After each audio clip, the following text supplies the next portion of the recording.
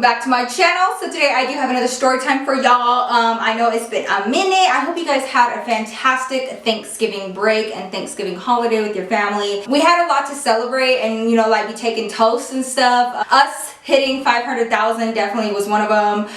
David and I getting married in about 3 months is definitely the other. If you guys have been following my Snapchat, you guys would know that I decided that I will be telling more story times in the month of December. It is the month of giving. I know you guys love my story time, so I will be telling more story times per week with a little Ask Nikki, some little random videos sprinkled in here and there. Y'all know how I'll be doing it, okay? My finger is getting better. It's gone down a lot. There is a scar forming, however, like it's a pretty ugly scar. Good news is that I went back to the jewelry store that David bought my ring from, and he did have it insured because he's smart like that. Look at it, and they just reordered the same exact ring as my first ring, so that one's gonna come in. I give them the old one, they gave me the new one, and we all good to go. So I'm so excited. No loss, no foul. I think the title of the story is gonna be My Abusive Teachers, okay, plural. So this was a situation. Have you guys ever had this happen where like something happens when you're a kid, or somebody says something to you when you're a kid, or you experience something when you're a child and you don't realize that there's an issue with it until you've grown, and then you look back and you're like,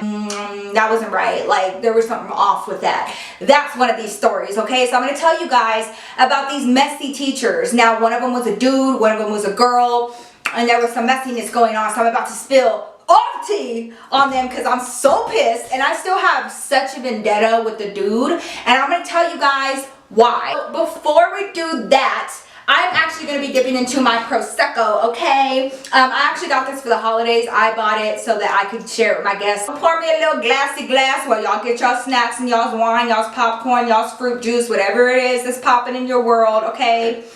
And we're going to do that. This is so crude, okay? As usual, before we get into today's story time, today's glamour shot of the day is my gorgeous Glamazon. She goes by Hyper Rosie on Instagram. She looks so beautiful, and her birthday was just recently. Happy birthday, my love. I hope you had an amazing day. Thank you so much for loving me and supporting me. Anytime I'm having a bad day, I just look up that hashtag real quick and see all of y'all. Thank you guys so much for loving me and supporting me. Up to 500,000 subscribers. I don't even know like how that happened. Thank you guys so much for loving me and supporting me and being so down for my goofy asses. I know I'm goofy as hell, so I love you guys. Now let's get into this random story time. This story takes place a long time ago, alright? This is when baby Nikki was in 4th grade. That means I was like 8 or 9 years old, and I was going to an elementary school in Dallas, Texas. As most of you guys know, I am from Dallas, okay? I don't mean to toot my own horn or anything, but I was a really good kid. I was always really good in school. I never got in trouble.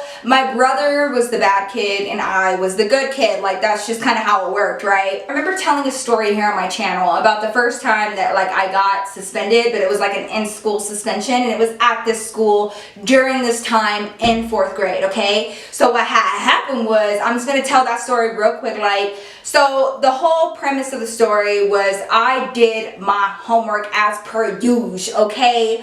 But I was in a hurry that morning and I accidentally left it on the dining room table or something like that. And when you didn't turn in your homework, you just didn't get to go out for recess that day, okay? And can't nobody be messing with my recess time, alright? So I had gone to class. My whole issue was I did it. Like, I did it. I do my homework every day, but my teacher's not going to want to hear that. If my homework doesn't show up, she's going to put me on that no recess list, and I ain't trying to have that. So I ended up taking one of the girls' papers. She sat at the same table as me, and I took her homework and I erased her name and I put my name on there and turned it into the teacher, right?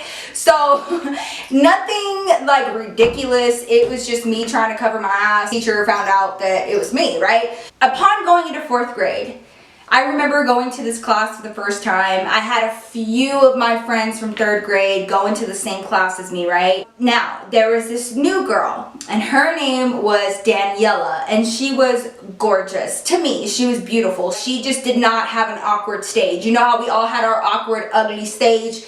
She didn't have her awkward, ugly stage. She was beautiful, right? So I wanted to be her friend. There was something about her that I just wanted to be her friend. I wanted to be liked by her. I was very impressionable, and I was very vulnerable, and I was very shy, and I had never seen a girl like her, and she was very different than I was. She was an extrovert. She made a lot of friends. She was beautiful. And so when she came into the classroom, of course she was the new girl, and everybody took notice of her. And I just thought, honestly, you guys, like, I just thought she was beautiful. I thought she was pretty, and I thought she was funny, and I thought she was sweet, and I wanted to be her friend, right? Now, within the next few weeks, you know, I was really interested in being Daniela's friend. It was just like the kid thing to do. You know, when you find the new popular kid, you want to be their friend, you want to be a part of that group, you want to be accepted, you want to be liked, right? Like, that's all what we strive to do and what we strive to be. We want to be liked, and it's not until you get older that you stop giving a shit, right? I wanted to be liked by Daniela. I wanted to be a part of Daniela's crew. I wanted to be Daniela's friend. I wanted to be like her, okay? Because she was gorgeous, she was beautiful, like, she just seemed like she just had it all figured out in 4th grade, okay? In the next 3 to 4 weeks, I would say, I quickly started getting to know the real Daniela, and I did not like her anymore because she was one of those girls that, like, she knew that she was pretty, and she would like talk like this, like really sweet and like really soft, and oh, hi guys, and she would only do that when teachers and staff were around. But let this hoe be by herself, and she changed so much. Like, she would be such a bitch, man. Like, there ain't no other word to describe her. Like, she would be one of those girls that would be like, you ugly, no, you can't sit with us. No, who's talking to you? Nobody's talking to you. Like, she would be one of them, okay? So immediately I was like, oh, I don't want to be her friend. Like, what the fuck? Every single teacher that she came into contact with, you guys, she was immediately the favorite. Like, immediately. Our coach for our gym class loved the shit out of her. Our teacher. Now, okay, let's talk about our teacher real fast. So I did have a female teacher. She was probably like in her early 30s. And here's the thing. This story is going to get really dark really fast, and I'm just going to tell you guys that right off the bat. And I'm telling this story as almost like an awareness to parents and to people that have like nieces and nephews or whatever in elementary school. Y'all need to watch these teachers because they can do a lot of damage to children, okay? And these teachers did a lot of damage to me. The things that they said and the things that came out their mouth towards me really affected me for a lot of years. So for that reason, I'm not going to hide their name. I don't give a shit about them. They're all their little fuckery, all their little mess, and the hot tea that I'm about to spill on them. I don't care. So her name was Mrs. Jefferson, okay? Mrs. being the key point. That's going to come later on in the story. This woman was married, okay? Keep that in mind. She was a Mrs. Jefferson, okay? So, Mrs. Jefferson was all up and through Daniela's booty hole, okay? She loved Daniela. She kissed her ass. Daniela was the teacher's pet. And I'm not going to lie, I was not used to somebody else taking that spot because I was such a good student, y'all. I was always the teacher's pet. Always. But I was the teacher's pet not because I was like, I don't know, fake to my teachers. I was always the teacher's pet because I always did really well in school. Like, I always turned in my homework early, and I would like work really hard on projects, and I always made good grades, and I worked really hard in school. Like, that was my shit, okay? I'm not gonna lie, I got a little salty, and I was like, hold up, okay? And she wasn't even that good of a student. Like, she was like a B or a C student. You got like an A student right here, and like, she got all the attention. You guys, I'm telling you, like, it was, I'm gonna provide y'all with some examples so y'all know that I'm not just being a brat, all right? The first example, and I'll never forget this. I'll never forget it because I got so pissed. I was so mad. Okay,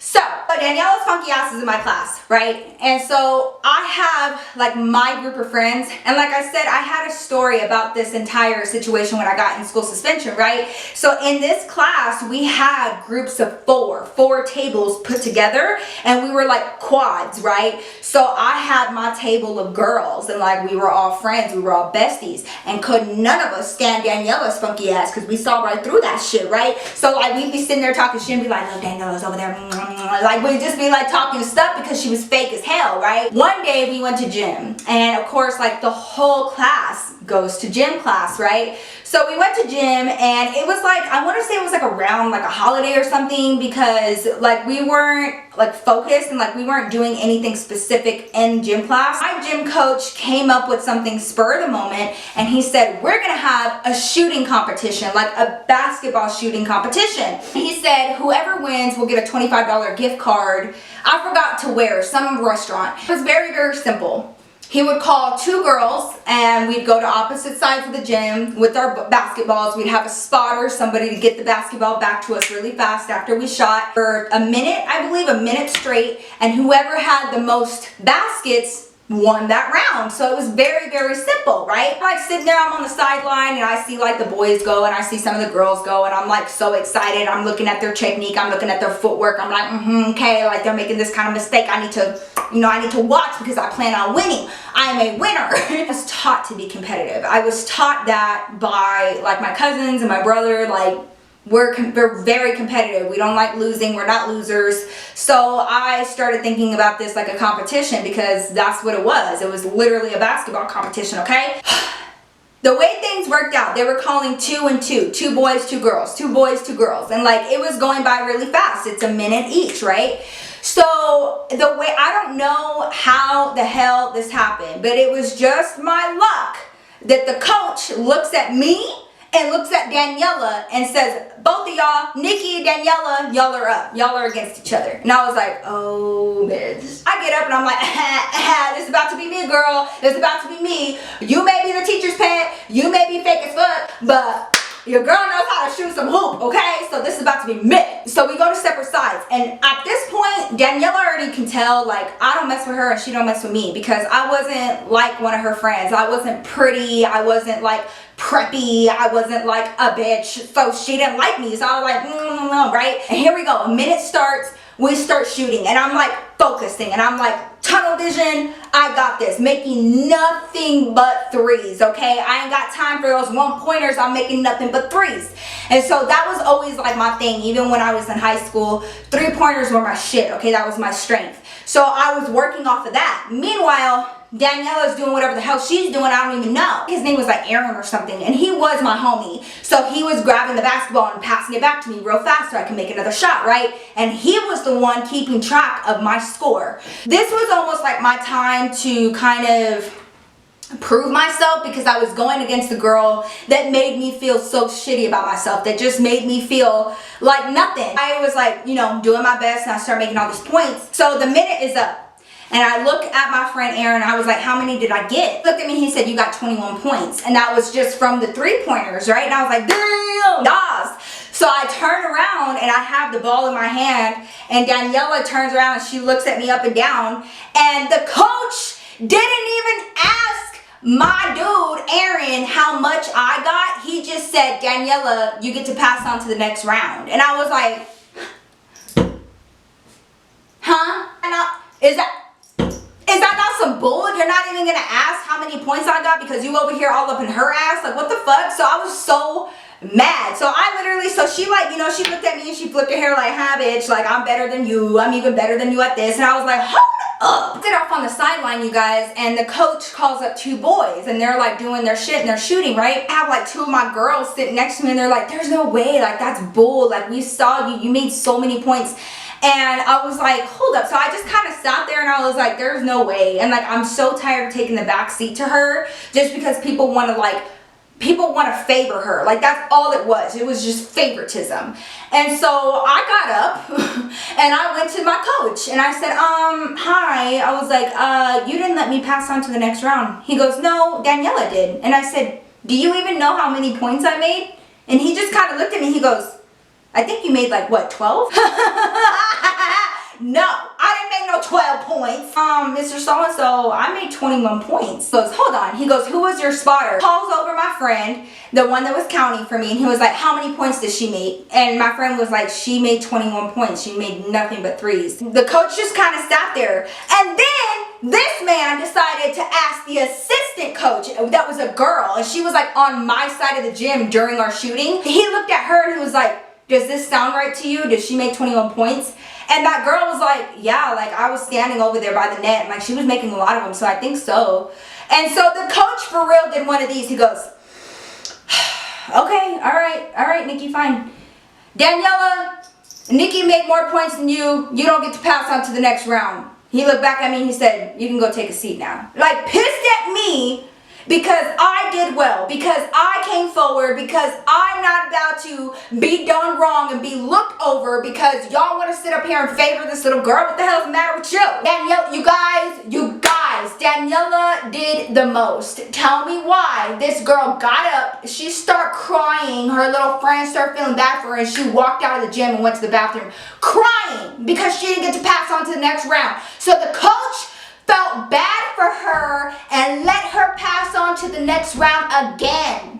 I don't see anybody else getting a second chance. I don't see anybody else getting this type of privilege and favoritism. What you mean? So she comes back from the bathroom. He's like, oh my God, Daniela, don't cry, honey. It's okay. You know what? Why don't we just try again? I know that you're really good at shooting basketball. It's all right. We're going to try again. You get to pass on to the next round. Okay. So that was the first time that I was like, oh, like this is how it's going to be. Like there is no justice. There is no fairness. There is none of that. There is no equality. Y'all want to sit up here for whatever reason. I don't even know. Like she's not an A student. She's not like this amazing student, this academic just star. All she is pretty. That's it. She's just pretty. That's it. So like, what do you mean? So I was like, hold on. So that was the first time that I ever noticed the favoritism between Daniela and everybody else. And like I was pretty much the only person that was willing to speak up about it. All of my other friends were good with sitting in the back seat, and I was all about fairness. If I'm working, and I'm that way to this day, if I'm working hard for the things that I want, and I'm putting in the initiative, and I'm doing well, and I deserve what it is that I'm asking for. So like, what you mean? I was real salty. After that, Daniela and I really didn't like each other because I was like, girl, you and I both know that that was some bull. That was on some next level type of bullshit. So, okay, I'm gonna let that one go. So, now this next part is a little bit touchy because it was just mean. It was just mean-spirited, okay? So when I was a kid, I had a speech impediment, okay? And it was a lisp. I had a lisp really bad, okay? And I grew out of it. By the time I was like, I want to say like 11 or 12, I grew out of it and I didn't have it anymore. But I had like a problem pronouncing my S's right. Like it would sound slurry almost. So my mom wanted to make sure that that speech impediment got dealt with, and so I had to go to speech classes. And it's like 30 minutes out of the day, they take you out of your regular class, and you got to go to this other class and work on your speech and like how to speak correctly, how to enunciate and things like that, right? Like it's super weird when you have a speech impediment because you can't hear it, but everybody else can hear it. So everybody else was telling me you have a lisp, but I couldn't hear it. I sounded normal to myself. So I didn't feel like I needed it. My mom was like, you need to go to these speech classes. We need to get this dealt with before you go on to middle school and high school, right? So my mom enrolled me in these speech classes, and they had like a speech program, a part of the school. So my mom signed me up, and I was like really embarrassed about it. You know, I'm like this elementary school kid, and I don't know what's happening, and I don't know why I have this speech impediment, and now I have to be different again. I was always different. And so my mom signed me up, right? And I remember one day came around and I was in Mrs. Jefferson's class, and an aide, like an office aide, came to my class and asked in front of everybody and told my teacher that I needed to go to my other class. Now she didn't say what, she just said Nikki's needed in another class. We're gonna take her, she'll be back in 30 minutes. And that's all they have to tell my teacher. And then the teacher releases you to the office aide. So the office aide, she came and got me, and it was like super embarrassing, and like everybody was like, girl, where are you going? And like I didn't want to tell nobody because I was embarrassed. Like what the fuck? Like I'm different. I have a lisp. I got a speech impediment. How do you say that when you're in 4th grade without getting made fun of, right? So I didn't want to tell anybody. I was embarrassed. So like here I go, I grab my stuff and like my head's down and like I have to follow the damn office aide, right? And she takes me to the actual school building, to this other classroom, and I'm in there with other kids that have like similar problems. There was like a kid in there that couldn't pronounce his R's right, and like, you know, shit like that, right? I go to this speech class, and my teacher in there is very nice, very patient, and you know, I was telling her, you know, my issue, and I was like, I don't hear what everybody else is hearing, so I don't know how to fix something that I can't hear. And you know, it was just like really weird. It was just like a weird thing that I was going through as a child. As most speech therapists do, she created like these like flashcards with nothing but words that had S's in the beginning so that I could work on my pronunciation of the letter S. I only went to this class, I want to say like twice a week, so it wasn't every day. So she gave me these flashcards, right? Very nice lady. I just love the hell out of her. She made me feel not so weird and not so different. And she was like, this is normal. Like, so many kids go through this and you're going to grow out of it. It's fine. So she gave me these flashcards, right? So the class lasted for like 30 minutes. And then we go back to our normal class. I walk back to class, to Mrs. Jefferson's class, and I open the door and like I step in and like everyone's like doing some sort of work, I don't know. And they, of course, like they all look up at me like, ooh, who's coming into class? And it's just me. Again, I'm embarrassed. I'm so unbelievably like I'm ashamed. Like I'm so embarrassed about something that I can't even control, that I'm trying to fix, right? So I don't want to bring any attention to myself. Like, this is why I was a nerd. This is why I was just very quiet, because people were fucking mean. I sit down and you guys, out of nowhere, my teacher, Mrs. Jefferson, goes, Nikki, where are you coming from? And so I looked back at her and I was like, oh, I'm coming from my other class. And I didn't want to say my speech class, bitch. Like, I didn't want to say that. So I was like, my other class. It's very distracting every time you come in and out of class. So why don't you do me a favor, get up, stand in front of the class and explain to all of us where you've been going, how long, and for what. And I was like, you guys, my heart dropped. And I just looked at her like, are you being fucking serious? Like, you want me to explain? Like, why would I have to explain to anybody here where the hell I'm going? It's none of their business. But this is my teacher, okay? I'm 9. I'm a child. And you're taught to never question your teachers. You never question your elders. You never question authority, because they are the boss over you when your parents aren't there. So I felt like I didn't have any choice. So you guys, I'll never, oh my God, I will never forget this experience. And I had to stand up in front of the whole class and say, I have another class. Why? There's my teacher. Why? What kind of class? I have to go to a speech class. For what? Because I don't know how to say my S's right. And she said, what do you mean? And I said, I don't know how to say words with my S's right. Like, what the hell, what do you mean? So I started getting mad. And I could like feel, you know, that rage that I started feeling more so in high school. I started feeling that, and it was like anxiety mixed with anger, and I could feel that she was trying to embarrass me, and I don't know why. I don't know what this teacher's issue was with me. And so I got pissed, and I grabbed the flashcards off of my desk, and I literally showed them. I said, all of these cards have words with S's on them, and I have to learn how to say them right. That's it. My mom signed me up for this class, and I gotta go twice a week, that's all. And she said, okay, now everybody knows Nikki has a different class. We will be disrupted twice a week with her leaving class in the middle of our teaching. So that's where she's going, and that's why, Nikki, you may take a seat. I didn't understand. Like, I honestly never did anything to her. Like, I was not a bad kid. Now, granted, this happened after I had stolen one of those girls' papers and put my name on it. But that was literally the only time I had ever gotten in trouble. And that was like, you know, that's something a kid does. Like, that's not malicious. That's not being bad. That's just trying to cover my ass like any other kid would try to do. So other than that, I never gave my teacher problems.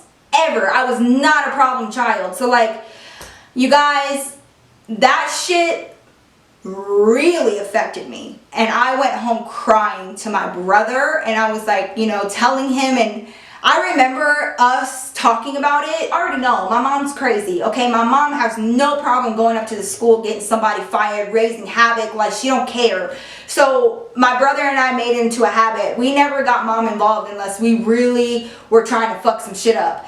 And I already felt different. I already felt discriminated against. I already felt awkward and shameful and nervous, and I just didn't want that to continue. I just wanted to disappear, and maybe if I don't talk about it anymore, maybe people will forget. I never told my mom. She's about to find out in this video, and she's gonna be so pissed at me, but I never told her because I just wanted it to go away. That was the first time that I had ever been publicly humiliated by my teacher in front of my entire class, okay? Now, like I said, this class was outdoors. It was like in one of those trailer classes, and like it was like a huge hall, and then you had a bunch of classrooms on the side, right? And there was a classroom across from us that was another 4th grade classroom, and their teacher, his name was Mr. Stone, okay? Now, this is where he comes into play. He was like literally right across the hall from us, and our classes would combine a lot for math. For some reason, I don't know if my teacher just didn't know how to teach math, but we would go into his class. All of us would go into his class for math, for like our math teaching, right? Now fast forward, and I remember it was like towards summer, it was hot as hell outside, and we weren't doing shit. Like we literally were not doing shit. I'm not even kidding y'all when I tell y'all the last 2 months of that year was literally us watching SpongeBob SquarePants every day. Now I love SpongeBob, but every day, and when I tell y'all every day, Monday through Friday, like every day. After the 2 weeks passed, my teachers were not trying to work no more, and they literally just put all 40 of us in one room or the other, whether it be our classroom, Mrs. Jefferson classroom, or Mr. Stone's classroom, but we'd all be in one place watching SpongeBob, right? It got to the point where like my friends and everybody, we were all bringing like pillows and blankets and shit because we already knew we weren't going to do anything for school anymore. Like we weren't going to do any work. We were going to just watch SpongeBob SquarePants. You guys, from like morning until after, I'm not kidding. Like it got to the point where I literally told my mom, I was like, all we're doing is watching SpongeBob. Like I don't know, like what the hell, right? This is the kind of shit that you don't realize it might be an issue, or there might be a little something going on until you're an adult, because at this time you're a child. You don't think about things the way an adult does. But I remember like the back of my hand, we used to go into either one of our classes. Either Mr. Stone's class would come over to ours, or we would go over to his, right? And we'd all lay up on the floor, and we'd all be watching SpongeBob SquarePants, all of us, right? On multiple occasions, we would go into Mr. Stone's class, and we would all be all up on the floor, under the desks, watching SpongeBob. And I would look around, and both Mr. Stone and Mrs. Jefferson would be gone. Neither one of them would be in the room at all. And like they'd be gone for like an hour or two. I wonder what the hell they were doing during that time. I really do. It was apparent, you guys, they had a crush on each other. Like my teacher and him, they had a crush on each other. Like they spent recess together. You know how like your teachers have to be out there while you're playing recess? Mr. Stone, Mrs. Jefferson, constantly by each other, sitting next to each other on the benches, disappearing together when we would be watching SpongeBob SquarePants. Like y'all already know. Y'all already know. Like you're not going to tell me that they weren't fucking around, because they were. I already know it, okay? One day came around, we're watching SpongeBob SquarePants, and on this day, we were in Mr. Stone's class, okay? Now, Mr. Stone was in there when we first got in there. Mrs. Jefferson was supposed to go back to her room and grade papers, and so, you know, that's the way that it usually was, but Mr. Stone was there when we first came into class to watch SpongeBob, okay? So we all get settled, we start watching SpongeBob. There was something that Mr. Stone had to turn into the office of the school, and like sometimes when our teachers needed that, they would pick one of us to take the hall pass and go and run that errand pretty much. And so it would always be Daniela. Daniela always got picked to like go and run the errands for the teachers. Like go drop this off at the office, or go drop this book off at the library, or go check this book out, or something like that, right? So we had gone into this class and we'd all gotten settled, and then Mr. Stone was like, oh, I have to, you know, turn this into the office. Daniela, take the hall pass and you can go and take this to the office, right? So, you know, everybody's like, oh, of course, it's Daniela. She gets to leave. So he gives her the hall pass, he gives her this paper, and she takes off, right? We start watching SpongeBob, and I'm like with my friends, and I'm like laying down or whatever, and realistically, I would say like a good 15 minutes passed. Like, and that's a long time, okay? So like 15 minutes passed, and within those 15 minutes, I felt like, uh-oh, I gotta go pee. And we only had one hall pass per class. So Daniela was gone with the hall pass for 15 minutes. I'm not exaggerating. I'm not sugarcoating it. I'm not adding a little pizzazz to it to make it sound worse.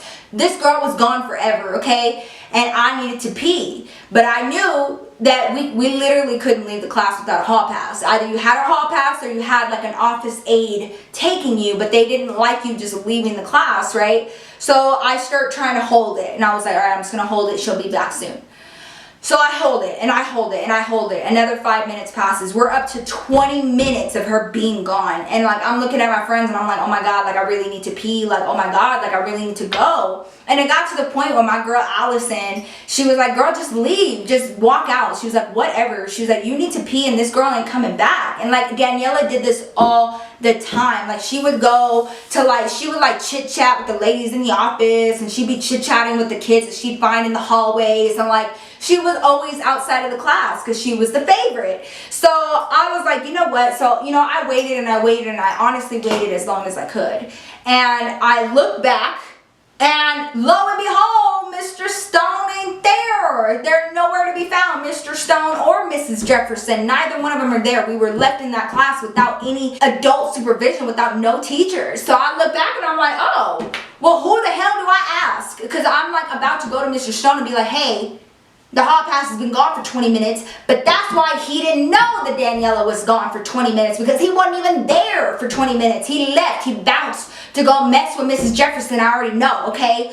I make it to the bathroom, you guys, and I'm like speed walking. I have to pee so bad. I go to the bathroom real fast, and then I come out into the hallway, and I see Daniela, and she's literally sitting on a bench in the hallway with like two of her friends, and she's like sitting there just chit-chatting, and I see the big ass hallway pass on her lap.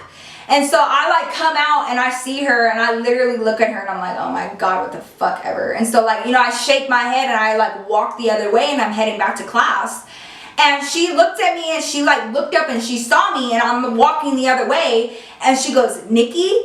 And I turned around and I said, Daniela? And she was like, what are you doing? And I said, I needed to go to the bathroom. And she goes, how when you don't have a hallway pass? And I could just see like the realization, like, ooh, how are you out here when you ain't got no hallway pass? Gave me permission, and you had the hallway pass, and I needed to go pee, so I'm gonna head back to class. And so I start walking, and I just hear footsteps coming up behind me, and I turn around, and Daniela's coming with me, and we're walking side by side. And I'm like looking at her like, bitch, what do you want? Like, I don't like you. Like, you're honestly the source of all of my anxiety. Like, what do you want? We go back to class, and it's super awkward, and it's just me and her. And we go to the door, and Daniela opens the door, and who do I see in the class now? All of a sudden, both Mr. Stone and Mrs. Jefferson are sitting behind the desk, and they look up and they see both me and Daniela coming in through the door. And Daniela, he goes, hi Daniela, thank you for going to take that from me. You can take a seat. Didn't even talk to her about, hey, it's been like 20-30 minutes, where the hell have you been? You kept the hallway pass. None of that, none of it. He was like, oh, you can take a seat, thank you very much, I really appreciate it. And then he looks at me and said, what were you doing out? Did you ask if you could leave? I'm 9, I'm a little girl, so I like, you know, I'm very timid, and I don't have like an attitude at this point. You know, I was taught to respect my elders. So I look at him and I was like, Mr. Stone, I'm really sorry. I wanted to ask you if I could go to the bathroom, but the hallway pass is already being used up, and I don't know where you were. And before I could even finish, he goes, I had to go to the bathroom real fast. That's where I was. And I was like, okay. And he was like, you could have waited. And I was like, I waited like 20 minutes because Daniela had the pass. And he was like, she wasn't gone for 20 minutes. And I was like, okay. I was like, you can ask my friends. Like, I really did try to wait as long as I could, and I just went to the bathroom and came right back. And this man looked at me in my face, a 9-year-old little girl, and he said, I don't care what you say. I've already got my mind around it. You're nothing but a juvenile delinquent. Go sit down. Meanwhile, Mrs. Jefferson's hoe ass is sitting on the corner of his desk like the hoe that she is, looking at me, not saying nothing, like she completely agreed with what he just said, what just came out of his mouth. We only had like a week left of school after that, and I never had to see these teachers again. I ended up going to a different school after that. But y'all, when I tell you that legit, like even to this day, like I can't even believe the audacity and like the severity of it. Like what teachers, what these people that are taking care of their kids, that are being paid to take care of your kids, that literally chose this career to take care of your kids, how they can affect your children when you're not there. When you're not there to defend them, and when you're not there to tell them, you don't talk to my kid like that. When you're not there, your kids are susceptible to anything. You don't know. You don't know. And see, this is why, I be showing up to Julian's school all the time. His teachers never know when through those hallways. Let me hear any of y'all saying anything sideways to him. It happened to me. And like, I didn't do anything to deserve that type of treatment. Like from the coach, from my teacher, from Mr. Stone, like any of them. I was like, teachers are amazing. And what they do for our children and for our youth and for our next generation is amazing, because they don't get a lot of credit for it. They don't get paid enough, and I get that. But for those teachers out there that come to work, that aren't dedicated to their cause, that don't love children, that don't love their passion, that don't do it. Don't do me or anybody else any fucking favors. Don't come into the classroom and not be present to teach our children, because that's what we're sending them to school for. Not to be terrorized, harassed, made fun of. No, we're not sending our kids to school for that. These people had issues. So let me tell you something. Mr. Stone, Mrs. Jefferson, I hope y'all have a lifetime full of nothing but miserable sadness, because that's what y'all deserve. I know that I wasn't the first kid, and I sure as hell wasn't the last that y'all were treating like that. And I also know, Mrs. Jefferson, that you were messing with Mr. Stone's funky ass when your ass was married. I already know. So that's it. That's all in a nutshell. That is it. I hope you guys enjoyed this story. I know it got a little dark and heavy, but there is a purpose to this story. Just watch out for your kids. Be very gentle with kids. You know, they're growing and their mind is very malleable at this time and at those ages. And so be gentle, be kind, be nurturing, because these kids are our future generation. Let's not damage them right now, okay? So I hope you guys enjoyed this video. If you guys did or experienced anything similar to it, let me know down in the comments down below. Also, if you enjoyed this story time and want to see more, definitely give this video a thumbs up to let me know. Also, if you're not already a Glamazon, I would love to have you be a part of my family. All you have to do is hit that huge subscribe button down below, notified of each time I upload a video here on my channel. Thank you guys so much for loving me and supporting me. Don't forget, more story times are coming up this month, so get your wine, get your snacks, girl, for the month of December. And also, the giveaway is coming up. I'm waiting for the huge shipment that I have coming in the mail, because I went a little crazy and was like ordering all kinds of stuff. So I cannot wait to come out with the 500,000 giveaway video that will be coming out soon. So stay tuned for that. I love you guys, and I will see you guys very soon in my next video. Peace out. Ooh, that was hard.